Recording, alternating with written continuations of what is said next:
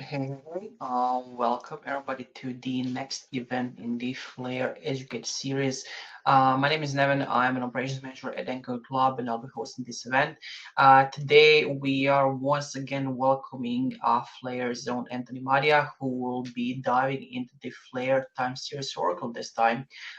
Brief recap if you are new here, this is the fourth of 8 events in total, which are happening as part of the series.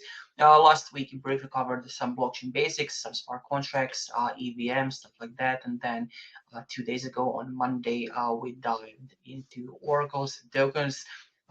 We've already briefly touched upon FTSO, and now we are continuing with that. But course, in more detail. More that in a second from Anthony. Until then, if you have any questions, of course, as every single time, you can post the questions in the chat or in the questions tab, and Anthony will get to them a little bit later on. For now, have a good time and enjoy session number 4. Without further ado, Anthony, over to you. Thank you, Nevin. And like Nevin mentioned, in the previous presentation, we discussed the role of oracles and they need to exist because blockchains are a closed environment. They're not data-rich systems, and you need to figure out a way to bring that data onto the blockchain. And the way that Flare is doing that is that including the FTSO enshrined oracle in the network. Okay, and we highlighted the use case of uh, price feeds for oracles, especially in the DeFi space.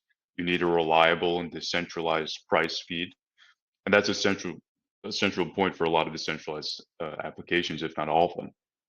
So today we're going to focus and take a deeper look at FTSO, which is Flare's enshrined oracle for providing that robust and scalable price data.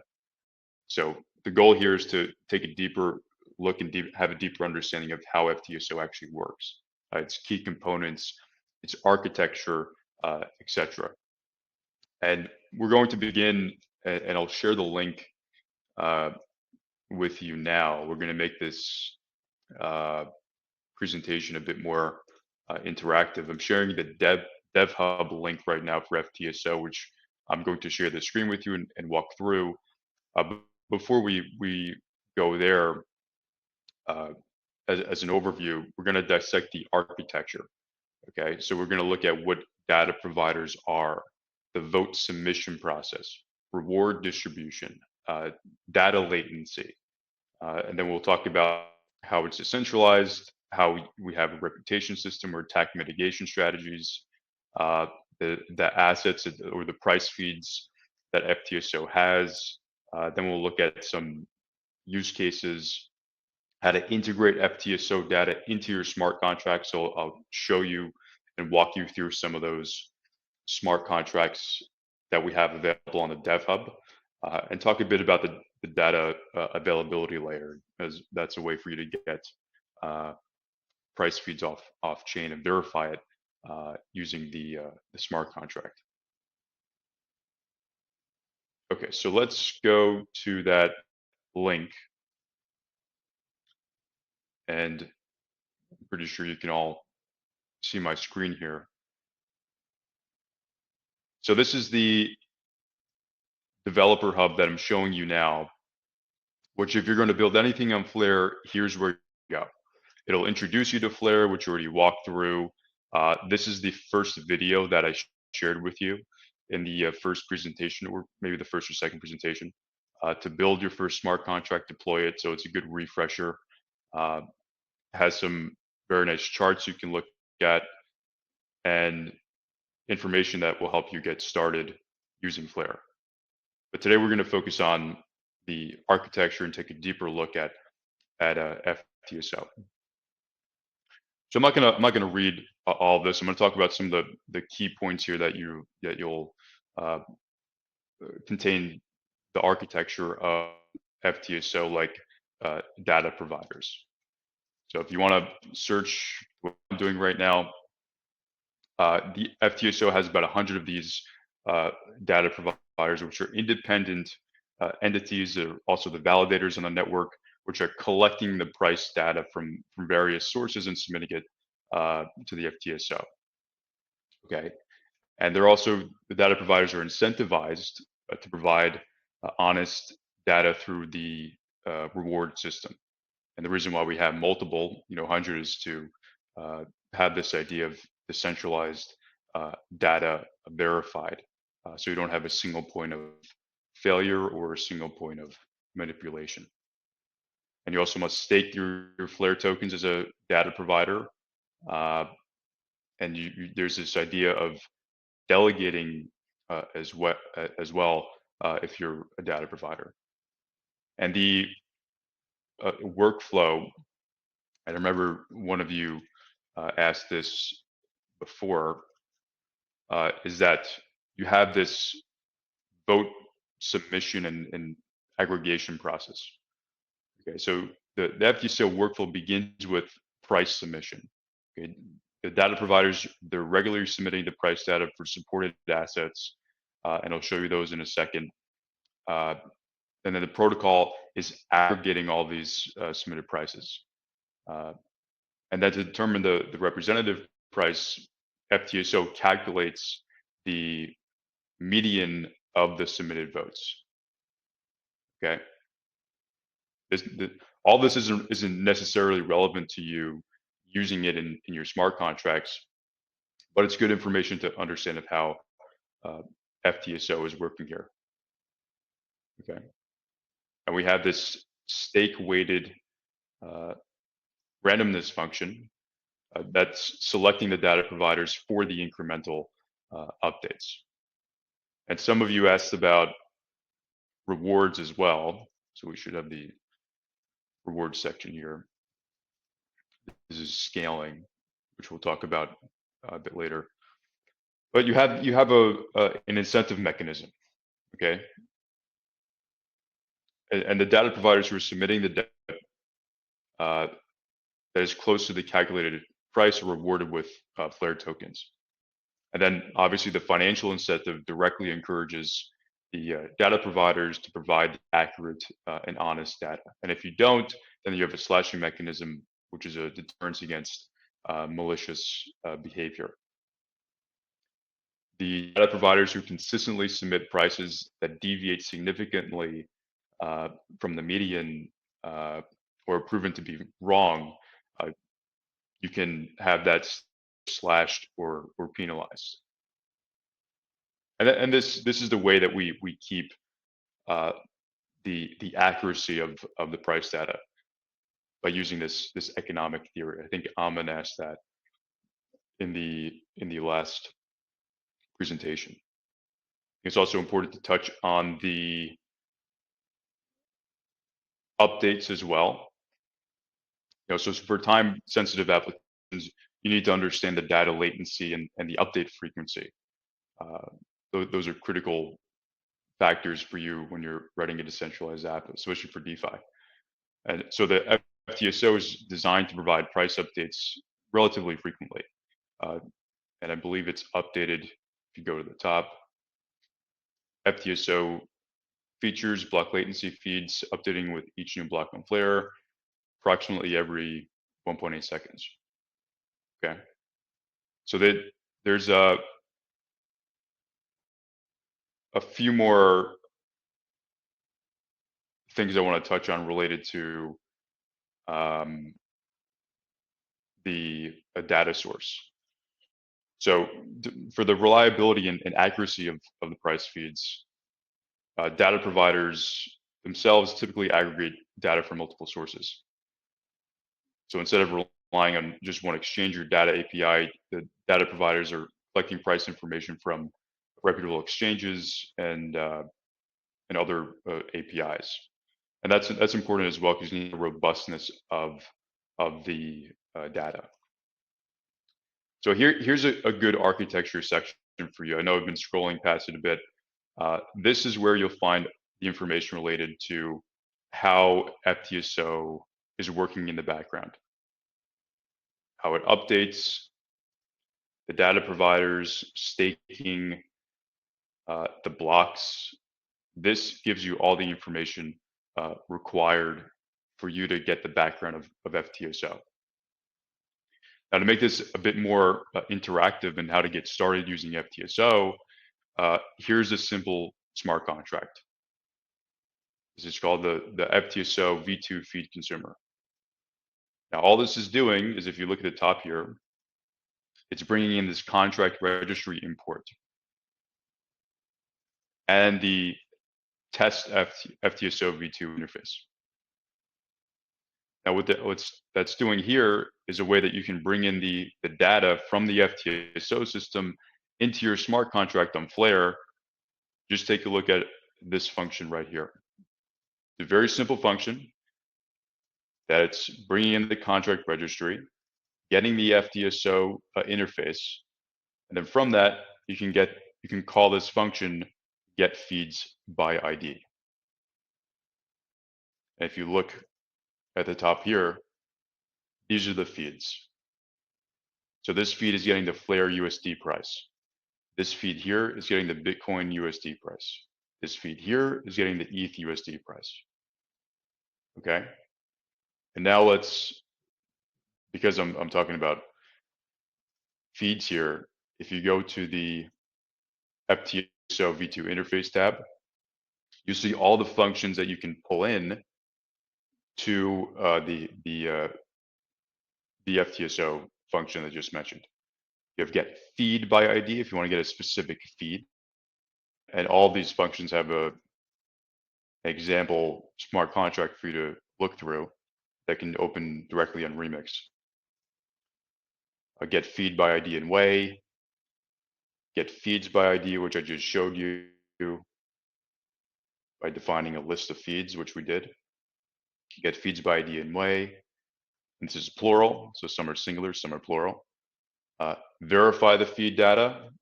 This is used mainly when we're going to be talking about anchor scaling and some structures which I'll talk about a bit later. So that's a sample of how you can use the FTSO system to get price feeds in your decentralized app or your Solidity smart contract. Okay. Just remember this line here and bringing in the contract registry and the FTSO interface. It's really that simple. Okay. I encourage you to try this out on your own. You compile and deploy the contract here. Just open it in Remix, which I'm doing now. And it looks like we have to fix that link there. But this will get you, and if you find any bugs when you're going through this, please let us know. I gave my Telegram to the group here to alert me if anything is happening that is unexpected behavior. And this walks you through Remix, okay? It'll show you how to deploy it, what injected provider to use, compiling it. It'll ask you to confirm the transaction using MetaMask. All the steps that I showed you in the second presentation when we reviewed smart contracts. Okay, this is a step-by-step process on a simple smart contract using the FTSO price feeds. Okay. Now, if we go to the guides here, this is going to take you to a few different links on building an app, reading the feeds chain, changing the quote feed, querying the feed configuration, making a volatility incentive. This is a great place for you to start if you already have some Solidity experience. It's using Forge. One of you asked about Forge the other day. And this will walk you through the process of getting started with a Foundry project. Okay. Won't go through all of that, but here's the smart contract, and it's going through the same exact, not the same exact, but it's pulling in the FTO interface, something called the iFee calculator, which is calculating the fees associated with getting an FTSO price feed. And the constructor here is initializing the contracts, putting it up here in the variables, and then we can get the Flare USD price by calling the function here. So hopefully that's straightforward. Okay. It's as simple as pulling in the imports, making sure your constructor is defined properly, and that will initialize the interface and fee calculator above. And you can, let me make sure you can fully see this. Then you can initialize, or sorry, grab the Flare USD price by passing in the Flare USD ID. Okay. So a good question to ask is, where are we getting these Flare IDs or these feed IDs? Okay. So here are the block latency fees. They all follow a specific hex encoding. For crypto, it starts with O of 1. Crypto feeds, Forex is O of 2. Commodities are O of 3. Stocks are O of 4. Okay, so these are the kinds and types of assets that you can pull in using FTSO. As a quick update, I won't insult you by reading everything on here, but it's updating every 1 seconds. You have about 100 data providers, etc. Okay. So if we go to, just scroll down a bit, and again, I'm on the block latency tab here, block latency feeds. These are all the feeds that you can pull in. So in the example that I just showed you, the Flare USD feed, this is what you would copy in to get the Flare USD feed when you're calling the function. You have Bitcoin here. This is the Bitcoin price feed, XRP, Doge. For a non-crypto one, let's go scroll down towards the bottom here. We just added a Trump USD. And these are all the price feeds here. And if you want more feeds, you can always request one and go to the governance proposal link here, because we have ability to add up to 1,000 feeds. All 1,000 aren't available yet, but there is the opportunity to add up to 1,000 feeds. So Flare USD, if we go back to the tab that I was just on, when this is deployed on Remix, for example, and you call this function, you can set, or I'm sorry, when you deploy it and you call the constructor function, because that's the function that you always call when you compile and deploy a contract for the first time, you're going to be passing it that price feed. Okay.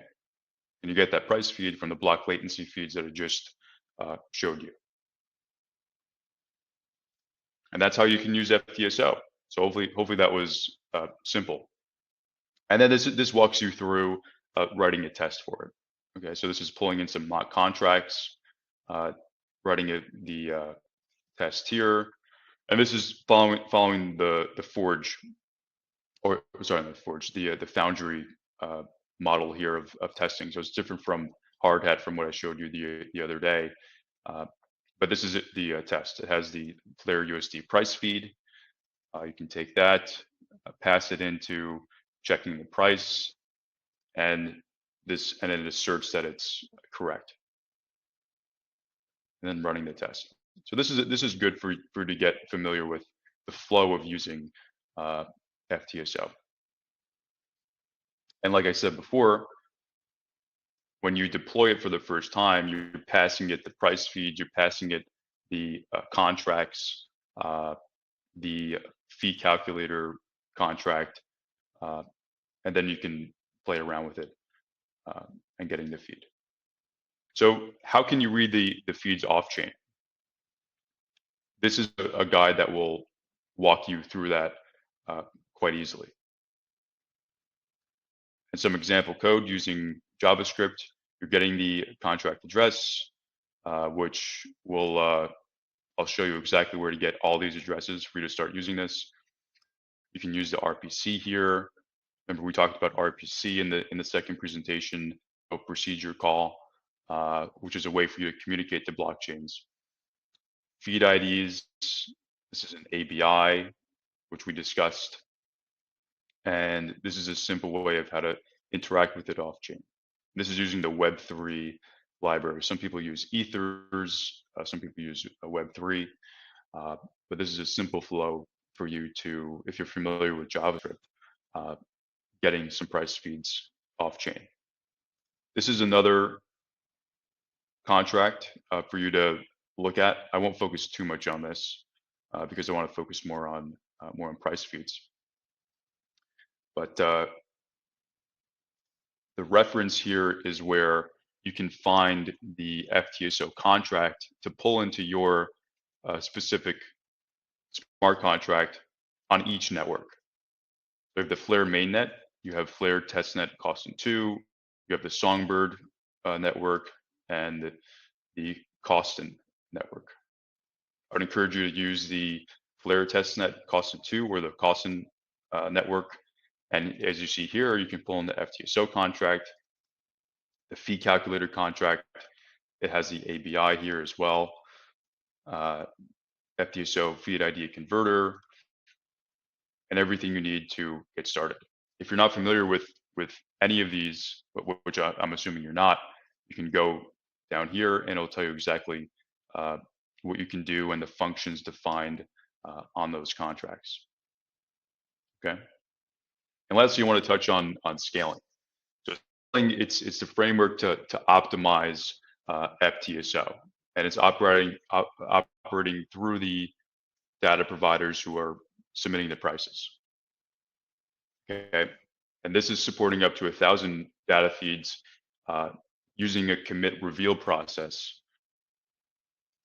for every 90 seconds to, which is ensuring the data and integrity, which I mentioned in the beginning of this presentation, and then optimizing the median value computation. And this was released recently.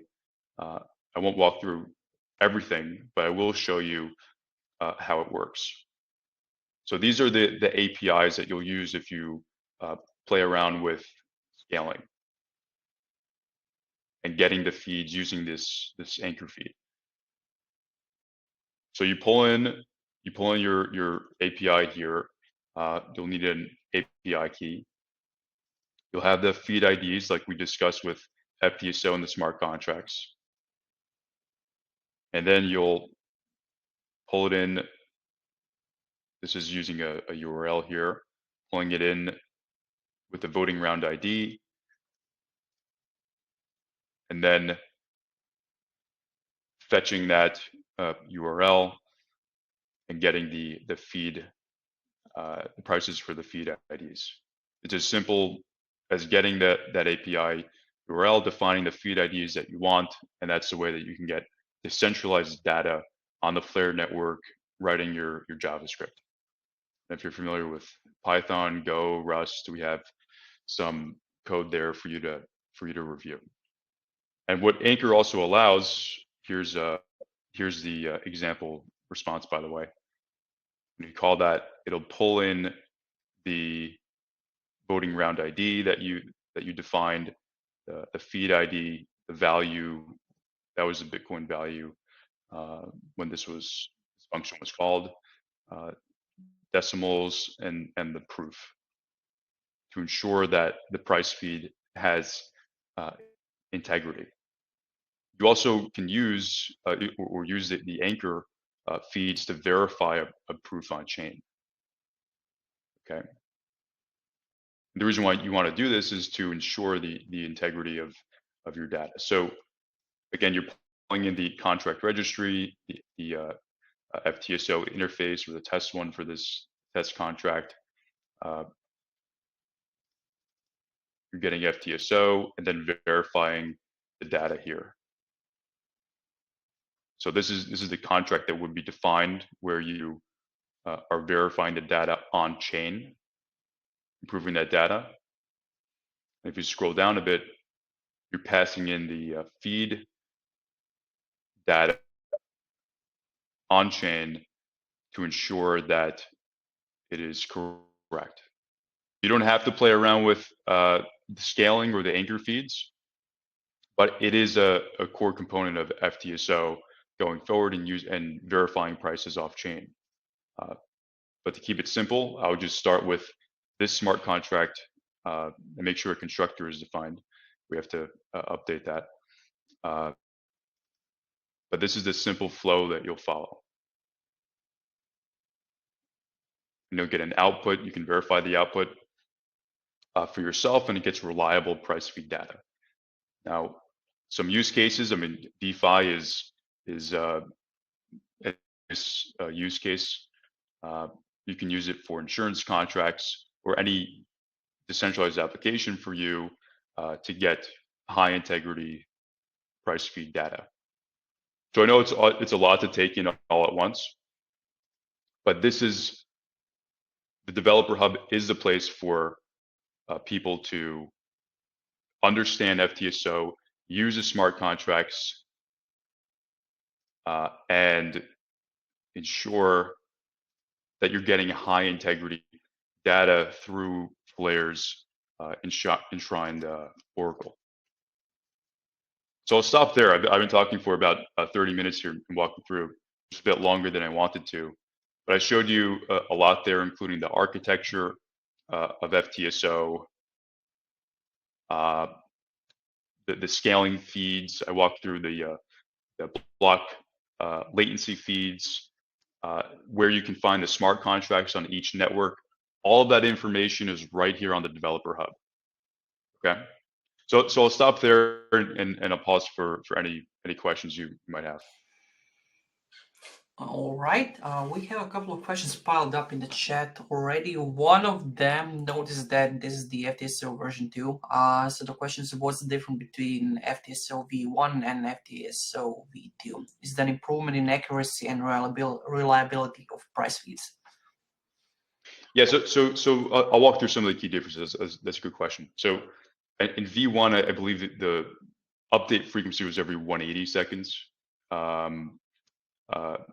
And FTSO V2, the anchor updates were every 90 seconds, and you introduces stream updates that occur with each new block, and each new block is every 1.8 seconds.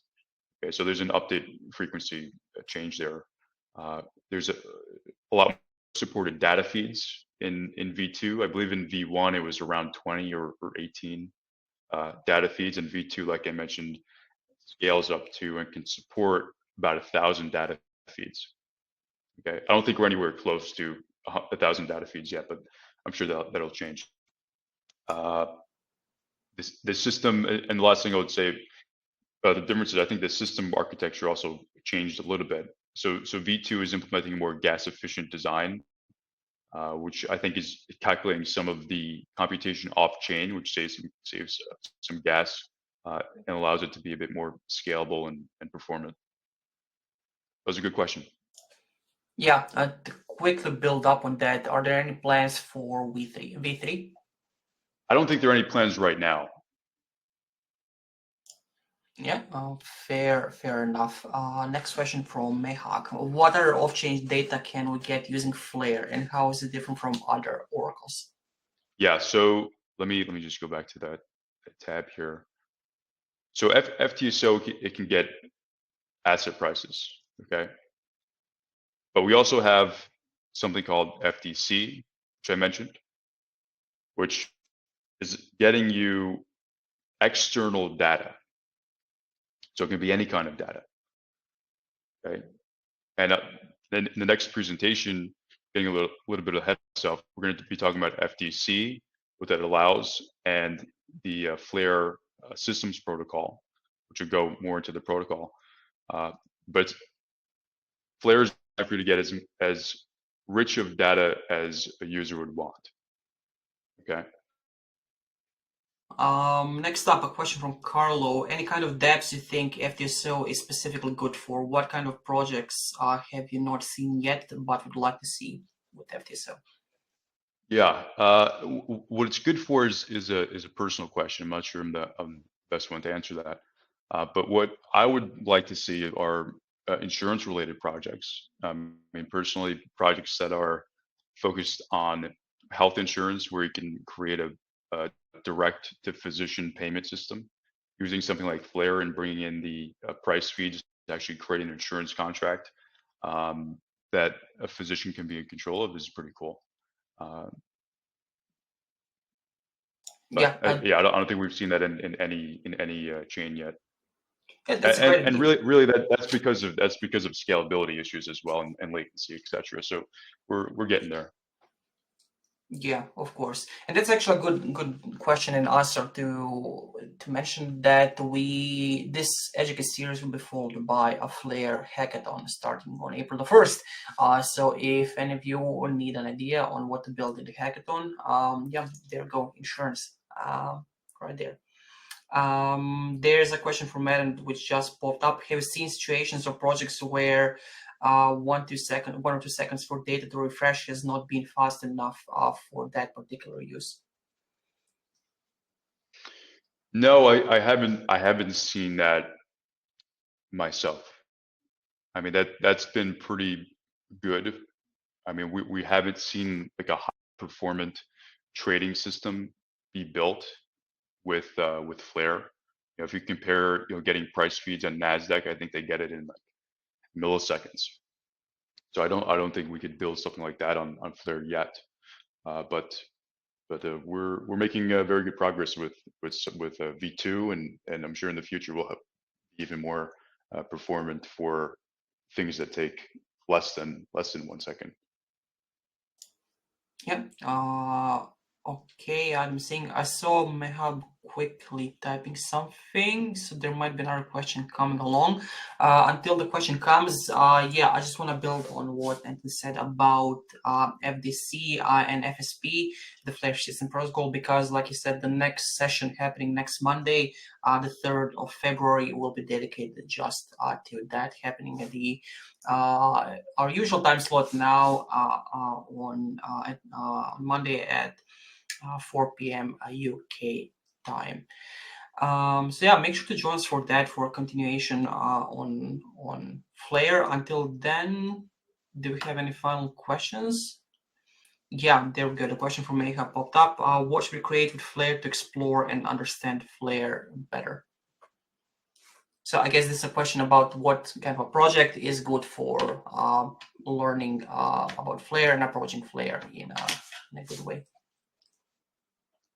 So, Nevin, can you hear me? Yeah, I can. Okay, I saw there might be a problem with my internet connection if you lose me. So what kind of project is good for Flare? I mean, any kind of project that you want to use rich data for. Okay, it can be as general as you want it to. With Flare right now, there's the price feeds that I already showed you that you can use, and that includes a lot of the cryptocurrency feeds specifically. And I mean, it's hard to say which application that you want to build, because I don't want to encourage you one way or the other for you to build something in the hackathon, because it's as general as you want it to be, but also look at and study FTSO and what's already available. And then the next presentation, as I have on my tab here, we'll talk about the Flare Systems Protocol, which is going to include the FTSO, which we talked about, how everything correlates together, and the FDC, which is bringing in data from other blockchains, which is really interesting, which and is also unique to Flare, because with the Bitcoin blockchain, you can't it doesn't have the same smart contract EVM functionality as Flare does. So we can pull some information from other blockchains and then use it to build decentralized applications. And I'll talk a bit more about that later, which could help inform you on what to build with Flare. Amazing. Thank you very much once again. I think that's about it as far as questions go. I don't see any. So let's just stop right here for today. Thank you very much, everybody, for coming and listening in, and for all of these interesting questions. Like I said, see you next Monday at 4 p.m. UK time for FDC and FSP. Until then, have a lovely weekend, have a lovely rest of your week, and see you around. Goodbye, everybody.